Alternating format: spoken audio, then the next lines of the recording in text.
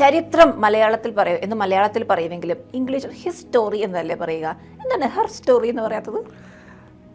ഹിസ്റ്ററിയും ഹിമ്മുമായിട്ട് സത്യം പറഞ്ഞ ബന്ധമൊന്നുമില്ല. സ്ത്രീകൾ ഒരുപാട് പേരും കൂടി, സ്ത്രീകളും പുരുഷന്മാരും കൂടി ചേർന്ന് സൃഷ്ടിക്കുന്നതാണ്. അതിന്റെ മനസ്സിൽ ആദ്യം വരുന്ന ഇന്ത്യൻ സ്വാതന്ത്ര്യ സമരത്തിൽ 3 പേരുടെ പേര് പറയും.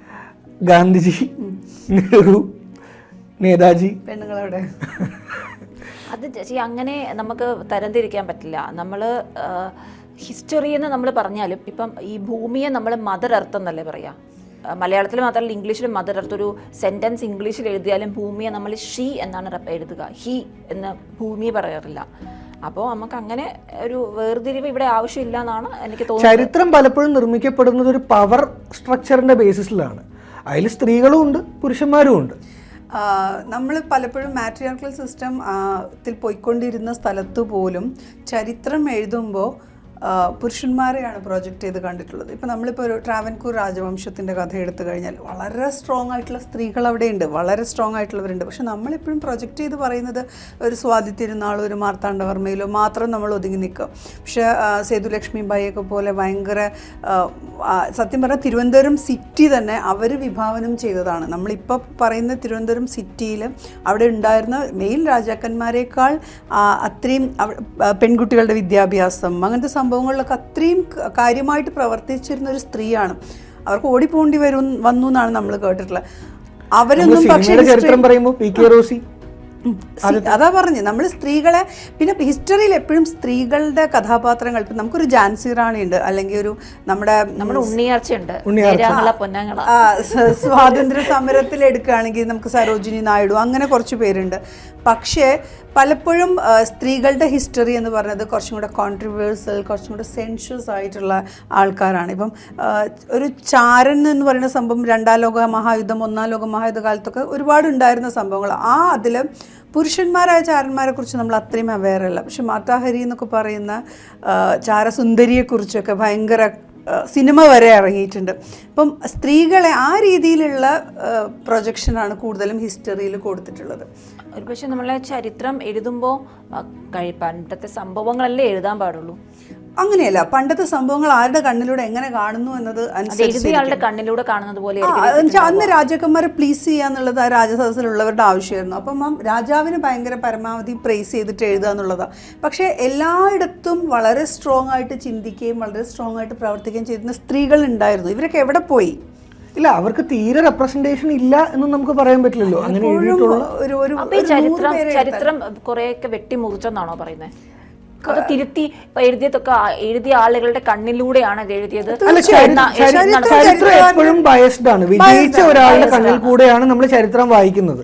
ഇപ്പൊ അമേരിക്കൻ, ഞാൻ സാഹിത്യം പഠിപ്പിക്കുന്ന ഒരാളെന്നുള്ള രീതിയിൽ ഇപ്പൊ അമേരിക്കൻ ചരിത്രം പറയുമ്പോൾ ഒരു സിമ്പിൾ ചോദ്യം ഞാൻ ചോദിക്കും. അമേരിക്കൻ ചരിത്രം പറയുമ്പോൾ നിങ്ങൾ അമേരിക്കയെ കുറിച്ച് സ്കൂളിൽ ആദ്യം കേൾക്കുന്ന ഒരു വാക്ക് എന്താണ്? ക്രിസ്റ്റഫർ കൊളംബസ് ഡിസ്കവേർഡ് അമേരിക്ക എന്നല്ലേ. ഈ ഡിസ്കവറിയും ഇൻവെൻഷനും 2 വാക്കുകളാണ്. ഇൻവെൻഷൻ എന്ന് പറഞ്ഞാൽ ഇല്ലാത്ത ഒന്ന് നമ്മൾ കണ്ടുപിടിക്കലാണ്. ഡിസ്കവറി എന്താണ്? ഓൾറെഡി ഉള്ള ഒന്നിനെ കണ്ടുപിടിക്കലാണ്.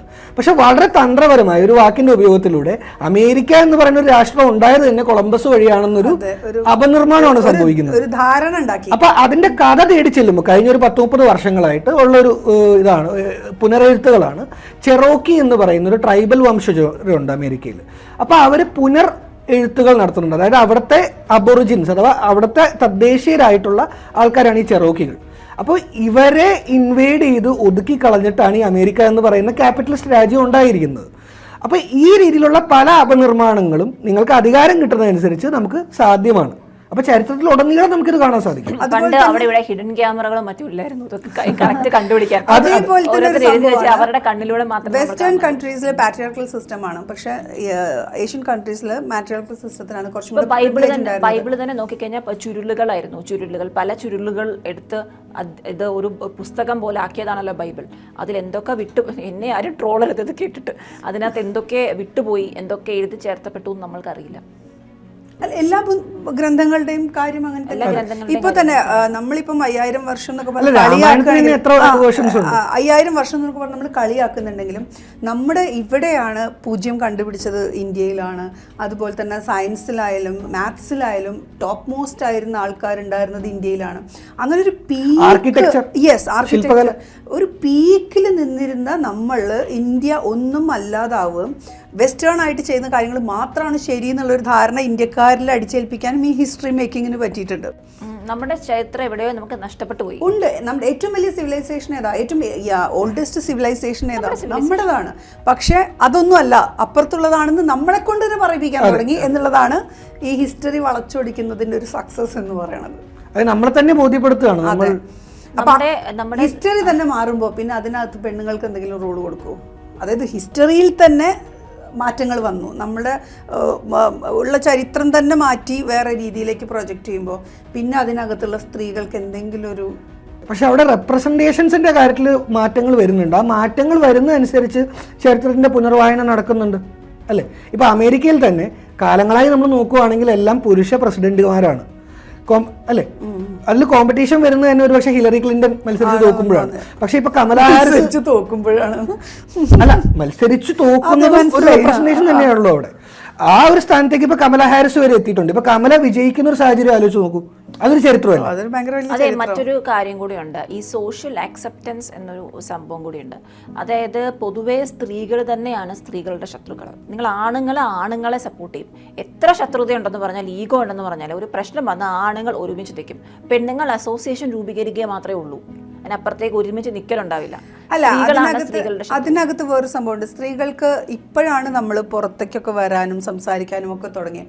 അത് അങ്ങനെ അല്ലാതിരുന്ന കാലത്ത് ഒരു സ്ത്രീകൾ താമസിക്കുന്ന സ്ഥലത്തിന്റെ പേര് തന്നെ അന്തപുരം എന്നാണ്.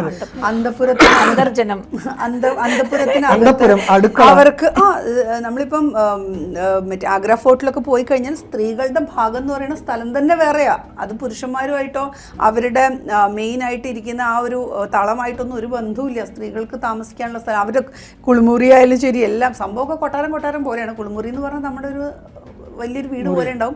എങ്കിൽ പോലും അവർക്ക് വേറെ തന്നെ ഒരു ഏരിയ ആണ്.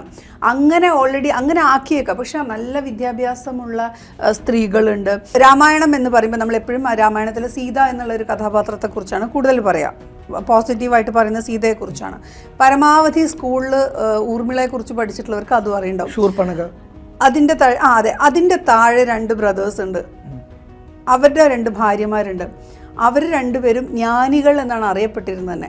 അത്രയും ആ സമയത്ത് അവരുടെ ആ ഒരു ഇറയിൽ അവരത്രയും വേദങ്ങളും ഒക്കെ അഭ്യസിച്ചിട്ടുള്ള 2 സ്ത്രീകളായിരുന്നു അത്. പക്ഷെ അവരെക്കുറിച്ചൊന്നും ആരും എവിടെയും പറയാറില്ല. അപ്പം നമ്മൾ ഈ പറയുന്നത് എപ്പോഴും പുരുഷനെ കുറിച്ച് പ്രകീർത്തിച്ച് പറയുന്നതാണ് പൊതുവെ എല്ലാവരുടെയും നിലനിൽപ്പിന് നല്ലത്. പക്ഷെ പുനർവായനകൾ ഉണ്ടായിട്ടുണ്ട്. ഇപ്പൊ സീതായനം പോലത്തെ അതൊക്കെ ഇപ്പൊ വന്ന സംഭവങ്ങളല്ല. ഇതില് പറയാമെന്നു പറഞ്ഞു, ഇടയ്ക്ക് കയറി പറഞ്ഞു.